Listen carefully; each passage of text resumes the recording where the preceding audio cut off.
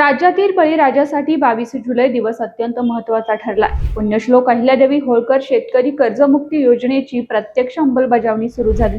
सहकारी मंत्री बाबासाहेब पाटील यांनी कर्जमाफीच्या पहिल्या टप्प्याची पहिली यादी अधिकृतपणे जाहीर केली. नेमकी किती रक्कम माफ झाली आहे, 56 लाख शेतकऱ्यांना कसा फायदा होणार आहे आणि कोणाचे कर्ज माफ झाले पाहूयात या व्हिडिओच्या माध्यमातून. नमस्कार, मी प्रियंका आणि आपण पाहताय पब्लिक कट्टा. सहकार मंत्र्यांनी दिलेल्या माहितीनुसार जे शेतकरी आयकर भरत नाहीत अशा 553 शेतकऱ्यांची पहिली यादी 22 जुलै रोजी प्रसिद्ध करण्यात आली.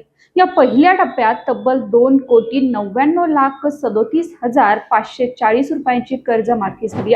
यामध्ये ठाणे जिल्हा बँकेतील सर्वाधिक 182 शेतकरी, लातूर बँकेतील 133 शेतकरी, पुणे जिल्हा बँकेतील 85 शेतकरी, अमरावतीचे 58, साताऱ्याचे 38 आणि नागपूर जिल्हा बँकेच्या 16 शेतकऱ्यांचा समावेश आहे.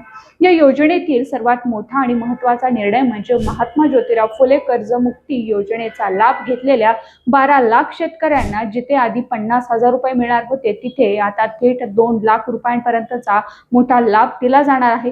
या एकाच निर्णयामुळे सरकारवर 4,395 कोटी रुपयांचा अतिरिक्त भार पडणार आहे. त्यामुळे एकूण कर्जमुक्तीचा आकडा आता 36,585 कोटींवरून थेट 40,980 कोटी रुपयांवर पोहोचला. राज्यातील तब्बल 56 लाख शेतकऱ्यांना या महाकर्जमुक्तीचा थेट फायदा मिळणार आहे. बाकीच्या हजारो लाखो शेतकऱ्यांचे काय, असा प्रश्न तुम्हाला पडला असेल तर उर्वरित शेतकऱ्यांच्या याद्या वेगळ्या अपलोड करण्याचं काम सुरू आहे. सहकार मंत्र्यांनी स्पष्ट केलंय की राज्याकडून कोणतीही अडचण नाही, फक्त केंद्र सरकारकडून आयकराशी संबंधित यादी प्राप्त होण्याची वाट पाहिली जाते. ती यादी येताच उर्वरित सर्व पात्र शेतकऱ्यांच्या खात्यावर कर्जमुक्तीचा लाभ हस्तांतरित केला जाईल. यावेळीच्या कर्जमाफीचे सर्वात मोठे वैशिष्ट्य म्हणजे पूर्वी कर्जमाफी झाल्यावर शेतकऱ्यांना नवीन पीक कर्ज मिळताना मोठ्या अडचणी यायच्या, पण या योजनेत सरकारने एक मोठा ऐतिहासिक निर्णय घेतला. ज्या शेतकऱ्याचे जितके कर्ज माफ होईल तितके नवीन कर्ज त्याला पुन्हा वितरित करणं बँकांना बंधनकारक करण्यात आले. थोडक्यात सांगायचं तर ही योजना फक्त कर्जमाफीपुरती मर्यादित नसून बळीराजाला पुन्हा नव्यानं उभारी देण्यासाठी आणि त्याला आर्थिकदृष्ट्या सक्षम करण्यासाठी उचललेलं एक मोठं पाऊल आहे.